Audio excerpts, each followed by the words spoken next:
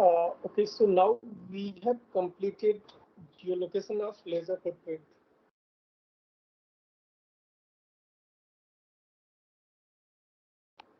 So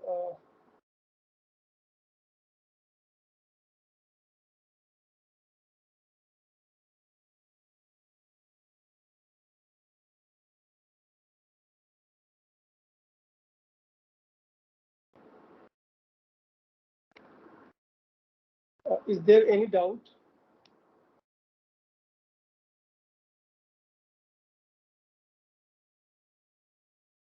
So while discussing the geolocation of laser footprint, what we have covered? We have covered the concept of rotation and translation of vectors from one coordinate system to another coordinate system. Okay. So you have gone through the rotation and translation of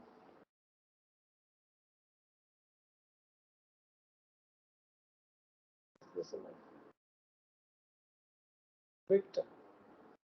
This vector is actually representation of a point coordinate, okay, in a given coordinate system. So rotation and translation of vector from one coordinate system to other.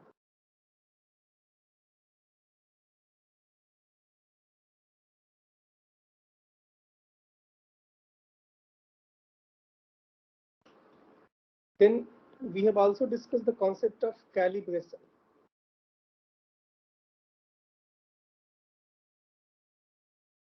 So the main two calibration parameters we have estimated in geolocation of laser footprint, they are, what they are, could you tell me?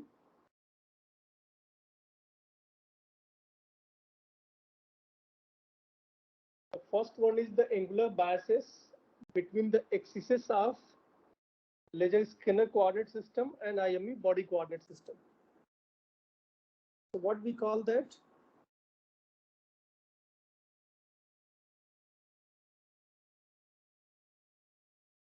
क्या बताया था उसको?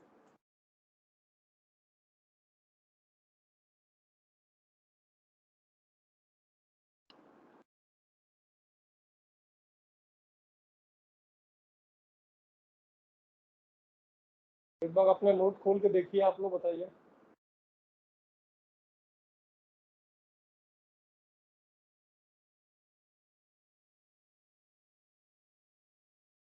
They are the mounting angle biases.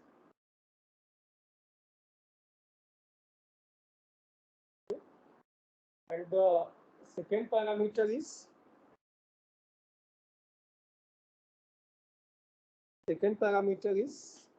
the vector connect GPS antenna face center to the origin of instrument reference system, and it is called as GPS vector.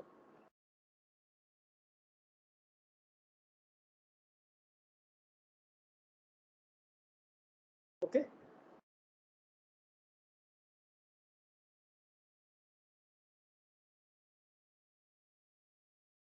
Shivam, could you please unmute? Yes, sir. Is it clear to you? What do you mean by calibration? Not yet, sir. अभी नहीं sir हुआ. नहीं, ये तो पढ़ा दिया गया था ना पिछले लेक्चर में. ये सर नहीं किया सर. लास्ट टाइम सर बहुत ब्रेक हो रहे थे. अभी लेक्चर लेंगे सर, जो वीडियो है. क्या चीज? Sir recording. सर रिकॉर्डिंग दोबारा देखेंगे सर. अभी लास्ट टाइम सर ब्रेक हो रहे थे नेटवर्क काफी. ओके, तो आप उसको देख के अभी इसको you have to ensure okay all this concepts. Okay. Revise it, learn it. Okay sir. Okay ji sir. Sumit. Yes, sir. The concept of calibration is clear to you. The two parameters we are talking about over here, that is mounting angle bias and GPS vector. Sir, first one was means, sir, last time I was not able to take class due to some internet issues, sir. I had not seen the recording yet, sir. Okay, fine. Please mute. So these two parameters we do not get directly by the measurement of sensors. So the final geolocation equation that we obtain, it is written as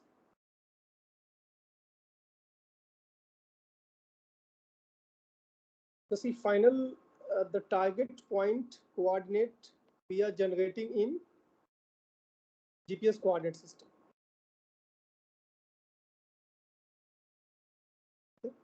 That we call the geolocation of laser footprint. So this equation we have derived.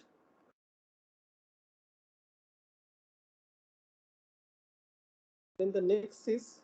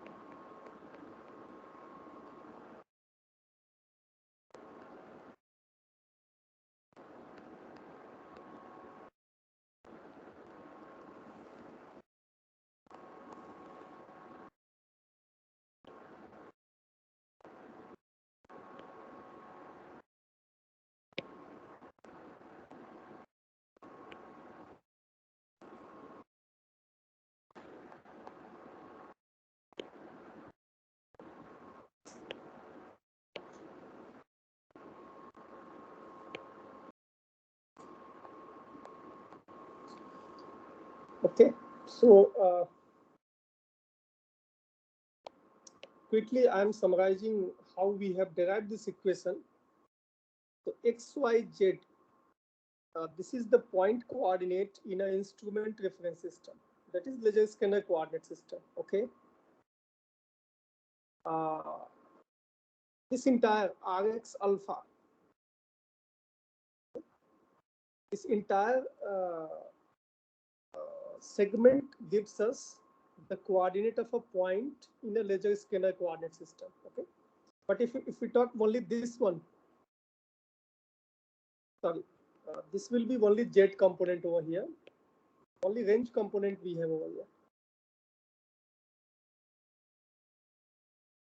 Okay. So we have already discussed why we have only Z component, y, x, and y is 0. So 0, 0, r, and 1 we consider a point coordinate in an instantaneous coordinate system. Okay.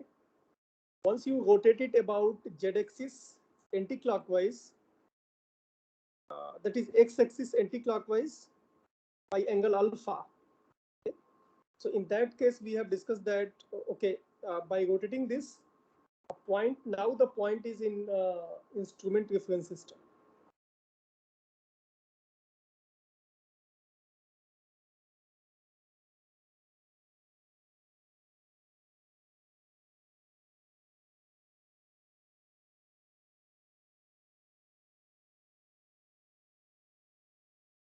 I would like to explain it in a bit more detail.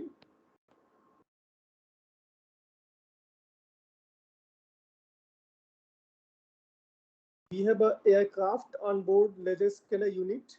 Okay. And let's say this aircraft is flying in a forward direction. a particular speed, okay, and this is the ground terrain.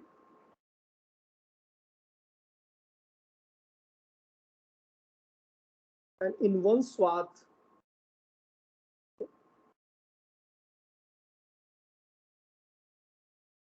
there are many points whose coordinates are measured, okay. So if we select one target point, let's say this one,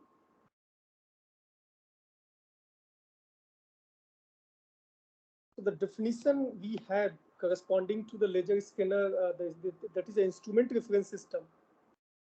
So at nadir position, that is middle of this angular separation, the total angular separation.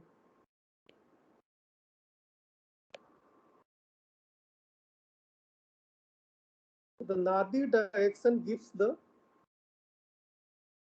what it is, which axis it is. When we define an instrument reference system with respect to the laser scanner unit, that is aircraft onboard system. So how we define direction of axes like Z, X, and Y in an instrument reference system?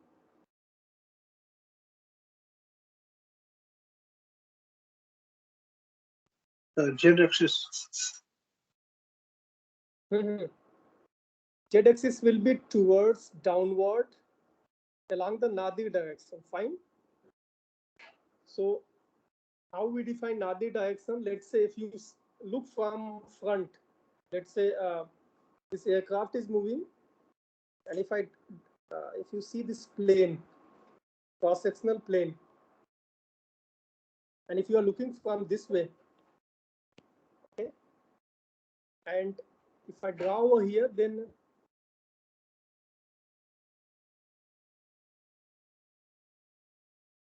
this is the width of the swath. So between these two extreme points, all the laser beams are confined along the scan line, okay? If this is the unit, so here this is moving in forward direction. So dot, if I place dot over here, so dot gives the direction that is outward of this screen. Okay, that is a forward direction along which the aircraft is flying. Fine. Now this is the right wing of the aircraft. Okay. That is right wing. In this case, right wing of aircraft is this.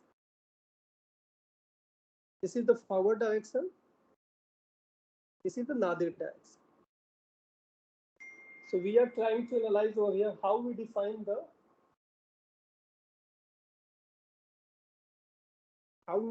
nadir direction. Okay, so it is a direction perpendicular. So it's bisect the angle. It's total, let's say it's theta, then it is theta by 2. This is z-axis. The z-axis is defined as towards downward, and this in this case aircraft is moving, so x-axis is in the forward direction. Either in this case, if you see, then outside of the screen that is shown by the dot over here, it's give x-axis, and right side, this is the right wing, it's y-axis. It is y-axis and z-axis. Now I hope how to define a laser scanner coordinate system, that is an instrument reference system, is clear to you. Okay. Now what we do next? Let's say somewhere here we have selected the target point. Okay. So what we do, the origin of laser scanner, the instrument reference system is connected with the target point, and the raw measurement which we have, that is the range R as well as from this line that bisect the swath into two equal part. This angle is also recorded. So this r and theta is measured. Let's say in this case, if the theta s can we are talking, the range and theta s. This is recorded by laser scanner unit. Okay. And we start with this information. By using this information, we would like to compute coordinate of this target point in the instrument reference system. How we do it, we have already discussed it previously, but I'm revising this part. And additionally, I will also discuss over here what are the error component which we can see in the final data. Okay, how these various steps which are involved in geolocating a laser footprint, how they are responsible for the addition of error in the final computed geolocated laser coordinate system. Geolocated points. So we'll see stepwise, like how many steps are involved, how many sensors data are used in geolocation equation. Okay, and based on that analysis, we'll see, okay, how many error components are there which are finally propagated to the final geolocated coordinate. So we are starting with the laser scanner component, where the raw measurement is range and scan angle theta s. Okay. Then if you recall the discussion, what we did over there, we have defined an instantaneous coordinate system. Okay. And that instantaneous coordinate system is considered along the laser beam.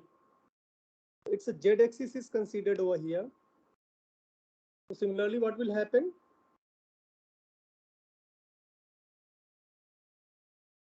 But it is considered in the same plane in which the laser beam is fired.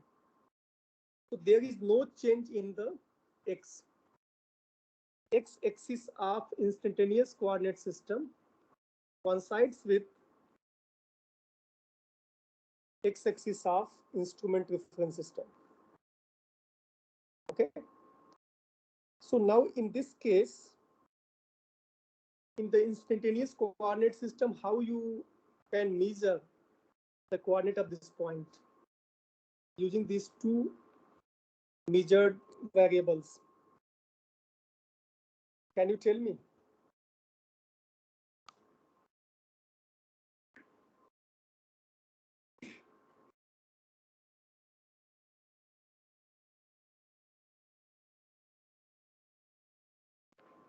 We have already discussed in very detail in last 3 lectures.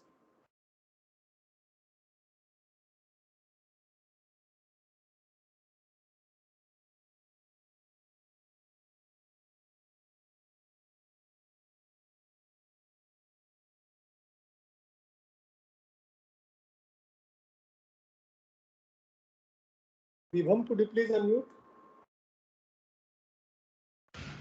Yes, sir.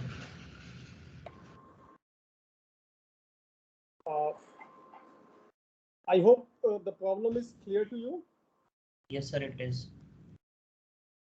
So how we have solved it? If you recall the previous discussion. Yes, sir. So In this case, let me simplify it. In this case, we have a two coordinate system. Okay. Yes. The first one is the instantaneous coordinate system that keeps on changing with respect to direction of laser beam. Fine. Yes, sir. And changes we can see only in the direction of two axes, z and y. There is no change in x. X coincides with x-axis direction of instrument reference system. Fine. Yes, sir.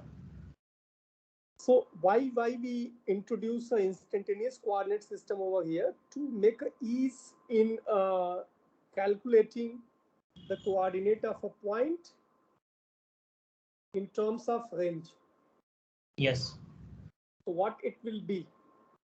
So let's say, sir, if there is a point that is P, so the coordinate of point P will be, This is point P. Fine. yes, sir. So the coordinate of point P will be 0, 0, R, R that is range. Correct. Correct. Fine. Fine. So very easily we can estimate coordinate of a point in an instantaneous coordinate system, because always what we assume that z-axis of instantaneous coordinate system is along the direction of laser beam. So obviously the x and y component will be 0.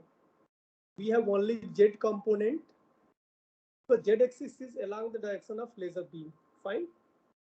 So in the instantaneous coordinate system, we have defined it. The coordinate of point P is 0, 0, R and 1. Now we want to convert it into the instrument reference system. We call it IRS as well. So in the instrument reference system, how we can transform this? So transformation of a point coordinate from instantaneous coordinate system to instrument reference system is performed by just, if you rotate it, just see. You provide a rotation in the Y and Z system, the combination of Y and Z axis about the X axis anti-clockwise by angle theta s. Now you are going to use the second variable that is computed by LS system and provide the rotation about X axis by angle theta s. What it will be? The complete segment tells us, okay, this by simplifying this, you will get coordinate of this target point P now in the instrument reference system.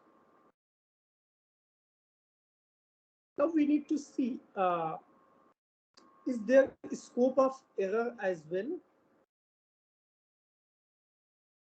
Because if I write it, then the coordinate which we'll get X IRS, Y IRS,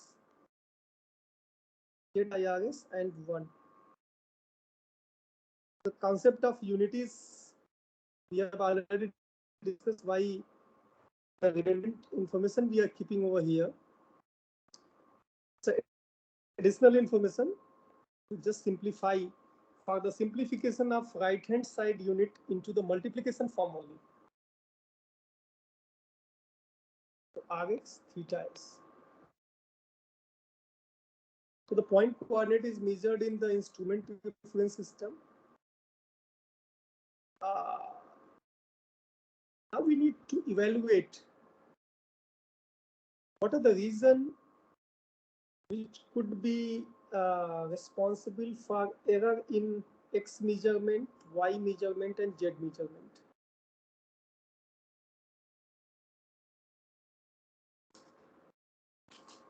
Could you tell about this? So angular biases. No, here we don't have regular biases right now. We are trying to just estimate error in the measurement of point coordinate in the instrument reference system only. It's this one.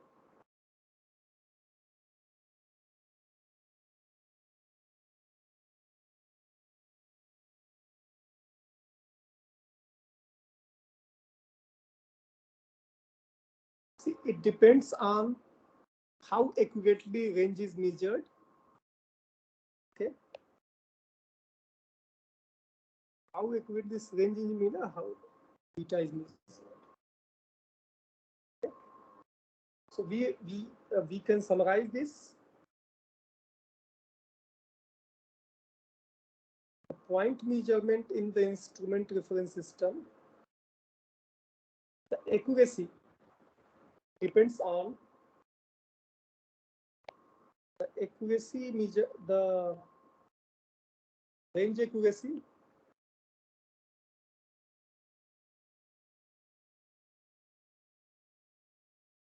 and the second one is angle measuring accuracy.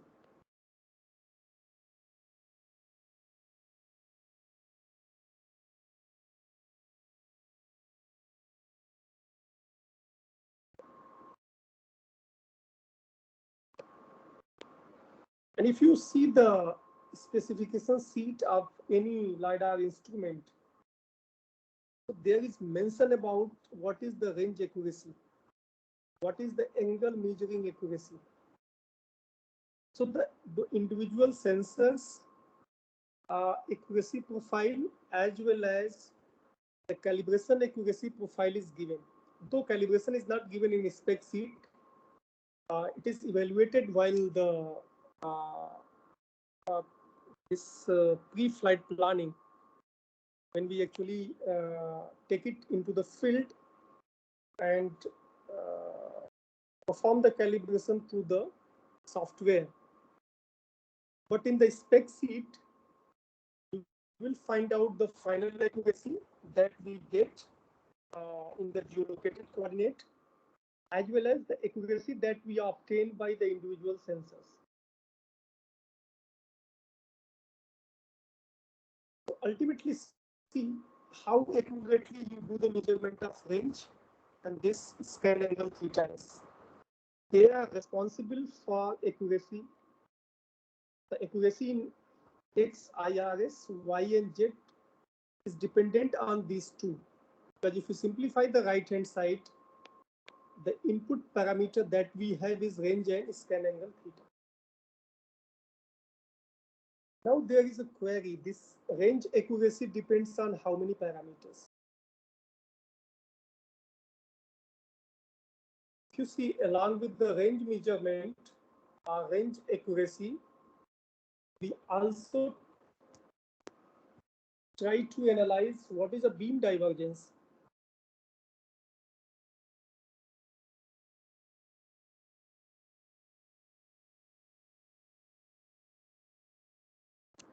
If you recall, in the starting of our discussion for the selection of laser beam, there we discussed on a criteria that laser beam should be highly, what it should be? It should be highly collimated. The meaning is that the laser footprint size should be as minimum as possible. So there is a trade-off. We can't reduce beyond the limit, but we try to keep it minimum. Okay? And this beam divergence is due to diffraction in the medium. Okay? And if you recall, alpha diffraction angle we calculate. How it is calculated? Alpha diffraction is responsible for divergence in the laser beam.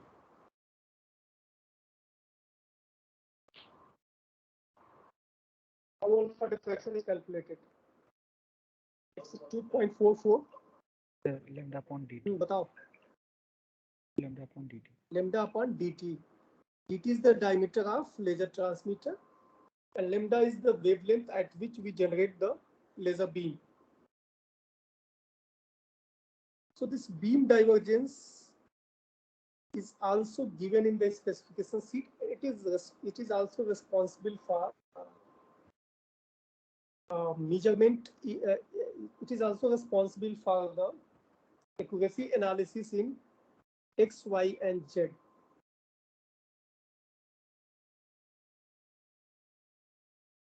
Okay.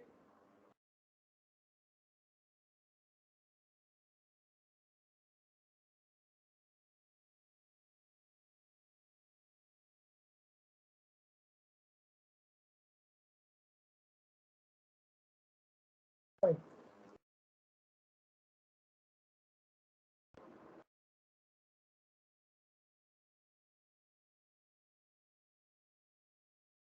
So in this equation, the variable laser scanner calculates is the range,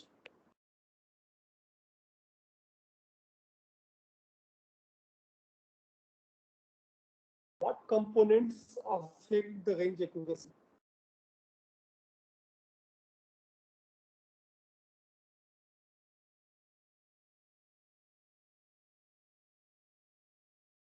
Accuracy depends on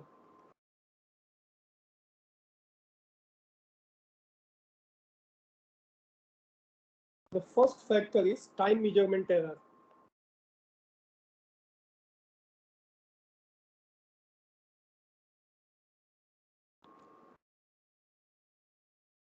Why it is? Because range we estimate it is equal to, if you call the range precision, delta R we calculate delta TL. Range it will be C by 2 into TL. So the error in time measurement is propagated to the range. And this error we have due to the range walk.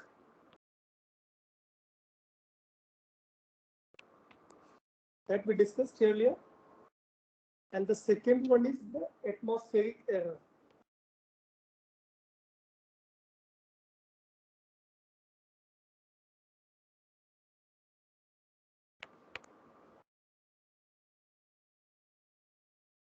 There are also other components which affect the range measurement.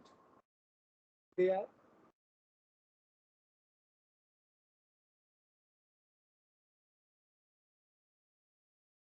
error due to ambiguities in the target surface.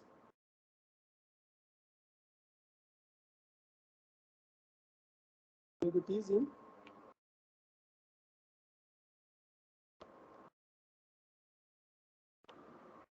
target surface.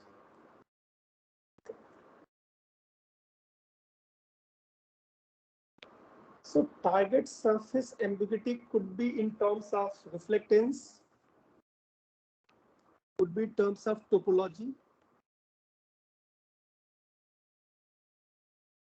This is the reason why, let's say if there are 3 target surfaces and we select a point of interest which are at the equal distance from the sensor, but due to change in the shape of reflected echo, you can notice the range walk, like in the previous case you have seen that. So if there is a predefined threshold,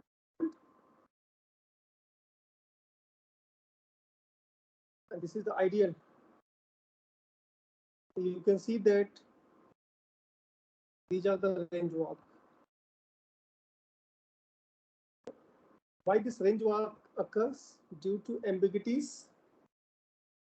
Because if you want to get this kind of perfect Gaussian, in ideal case, we consider this rectangular pulse.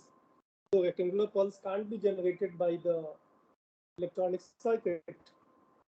Always we have a Gaussian shape like this. Okay?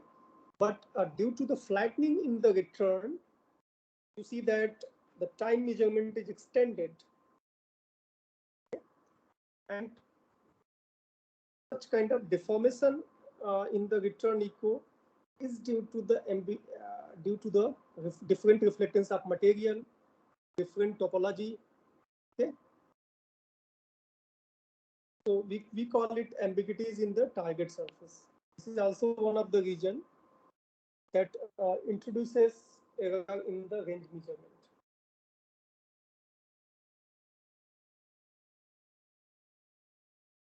Now we can further extend our discussion to see ambiguities in the target surface.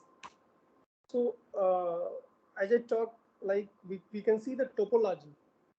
So topology can be analyzed as the, let's say if there is a slope.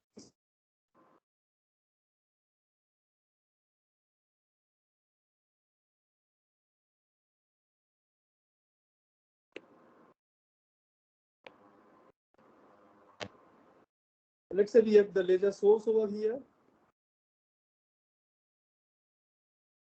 It generates the laser beam. Somewhere here we have it is hitting to the surface which is normal to the direction of laser beam. Then if we change the inclination, that is sloping surface like this, we further increase the slope. So what will happen? Let's say we consider it slope 0, theta is equal to 0. This surface theta is equal to theta 1 and this theta 2, such that theta 2 is greater than theta 1. This highest slope we have in case of surface having slope theta 2. So what happens? You see, if slope is 0, then in the time frame, let's say this total gap is delta t. Okay? So when this point interact, the interaction takes place for entire delta t. Because once this beam propagates, let's say this I have drawn in terms of amplitude versus time frame shape, but the spatial distribution also we need to see is the source due to the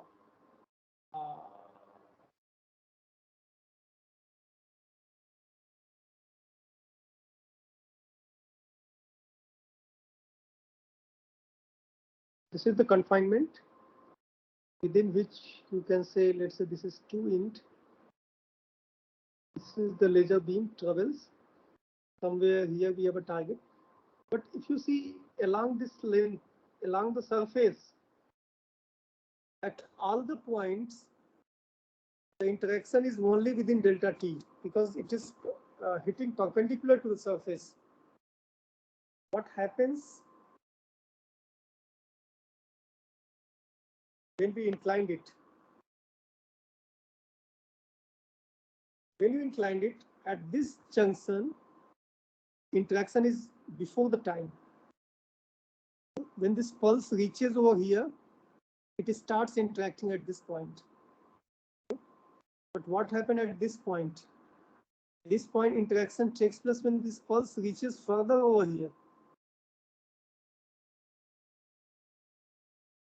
So there is the pulse will be extended for this length. It can be further, you can transform it into the extension in time. Because in this case, it interact and return back while the delay interaction takes place at this point. So let's say if theta is given, and we know what is the footprint over here, diameter of the footprint, you can able to estimate this distance. So in this case, the flattening takes place in case of inclined surfaces. And this is one of the reasons for the range walk. As you see over here,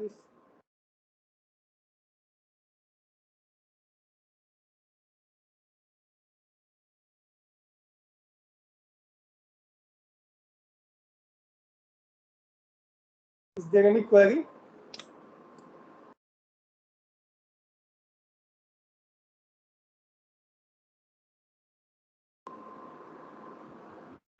sir यहाँ जो नीचे वाले diagram में आपने बनाया है समझाया है, प्लीज एक बार उसको और समझाएंगे क्या? तो एक्चुअली मैं कनेक्ट नहीं कर पा रहा हूँ रेंज बॉक्स के साथ, थोड़ा सा एक बार और बता दीजिए। Okay, that is fine. Just go through it for 5 minutes. Try to analyze it. Then I will again discuss. Okay, but first go through it. I'm giving you all of you 5 minutes time.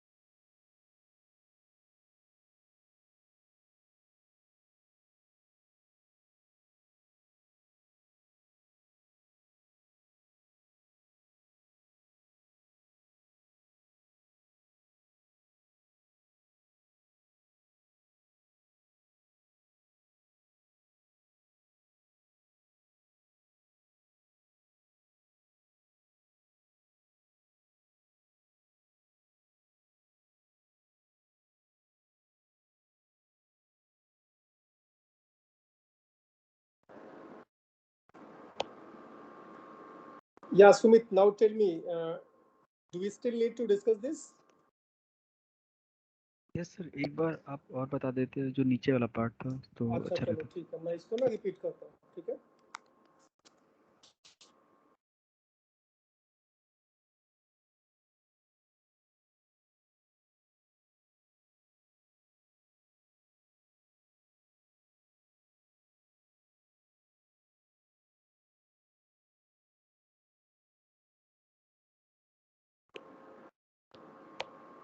See the shape I have drawn over here now. So we have a multi-dimension. This is the distance. Sir screen share नहीं। Okay.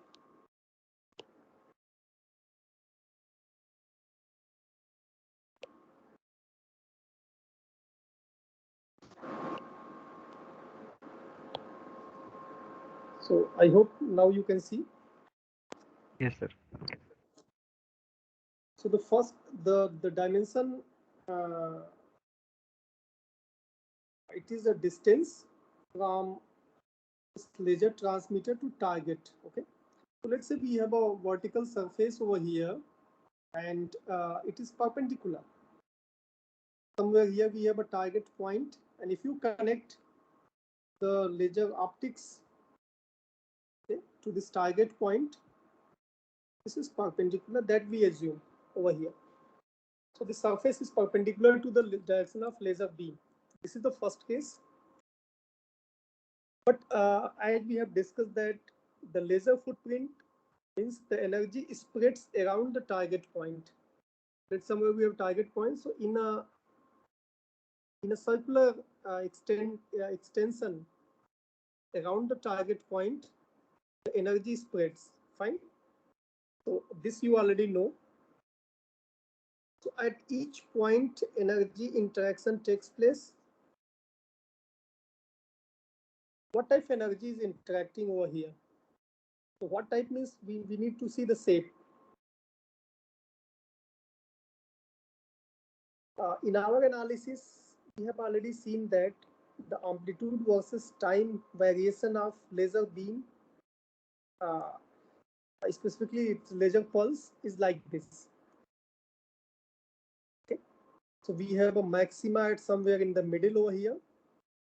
Okay, then after that it declines both sides, and finally it declined to 0. Okay, so if let's say this is the virtual shape of this is the virtual shape in 3D space, and we assume it this energy is confined within this. So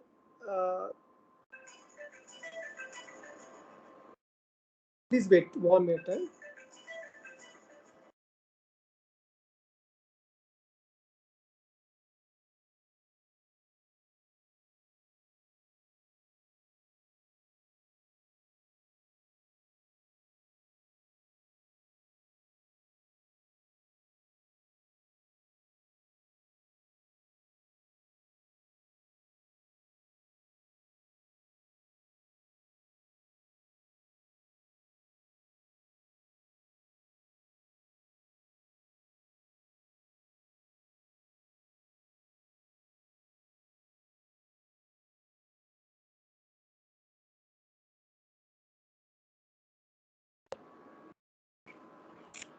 Okay, so if you see, so the length of the shape along the laser beam, it is given by this time, total time within which we have the amplitude. So let's say if delta t, we can say it's not actually pulse length, because pulse length we talk 50%.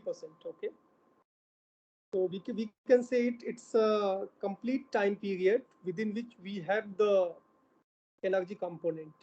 Okay, so this delta t, if you multiply it by c, this will give you this length. Okay, now the energy is also confined in a spatial around this line. So there is a spatial confinement. Why it is so? Because see, this is the aperture through which this shape, this energy emanates. So from all the points, we have the photons which are generated, and due to the this diffraction in the medium, okay, what happens due to diffraction? It diverges. Okay? So the divergence takes place, and which is responsible for the spread of this energy across the direction of laser beam. So in this way, this virtual shape is formed. See, it's like a bullet, and it is fired towards the target point. Now what happens? This is the actual shape in time. It's in time frame. It is propagating over here. Now we have to see how long the interaction takes place at a target point P. If it is hitting perpendicular, so if you said if you draw it, so all these lines are nearly perpendicular. So these are the interaction points. You can say all these are the interaction points. Okay. But the duration of interaction is delta T only. Why it is so? Because the surface is perpendicular to the this bullet which is fired. It's a, you can say it's a malleable. It can take the shape of surface. When it strikes over here, it can take the surface of surface and bounce back. This is the first case. So here we can't notice the elongation in the laser beam. So let's say the spread in time is only delta T. In the return also you have the same this spread delta T, but amplitude will decrease due to losses in the medium, due to the reflectance of the material, etc. But there is no elongation of laser beam in this case. There are the other factors as well which causes the elongation of beam that but I'm not considering over here. I'm considering the effect of those factors nil. I'm just trying to analyze what is the effect of topology in terms of change in slope to the shape of return. Second case, the surface is inclined. Okay. When the surface is inclined, now just see what happens.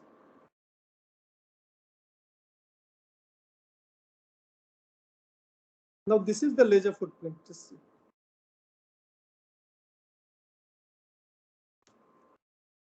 Okay. Energy is spread at every point over here. But this is the first interaction point. Just see, in this case, at the same time, interaction takes place to all the points. But what happens over here? Interaction takes place to those points which are closer. These points are closer. Okay. So interaction happens over here for entire time delta T. Now this point is farther than this point, and how much? This distance.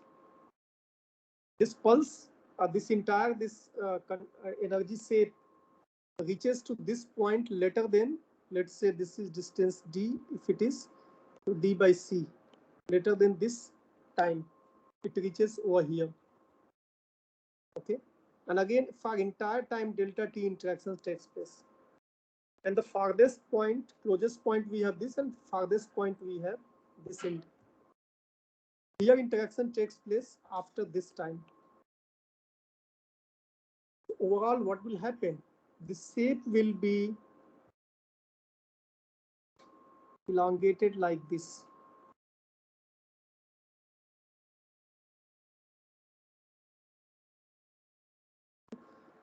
The shape is distorted. Distorted, you can see it is elongated on the time axis.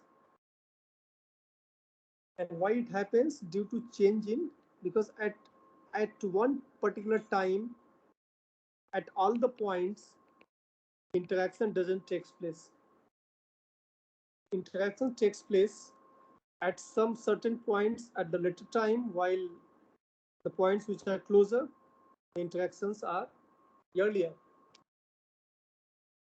Now it is clear? Sumit? Yes, sir, it is clear now. Thank you.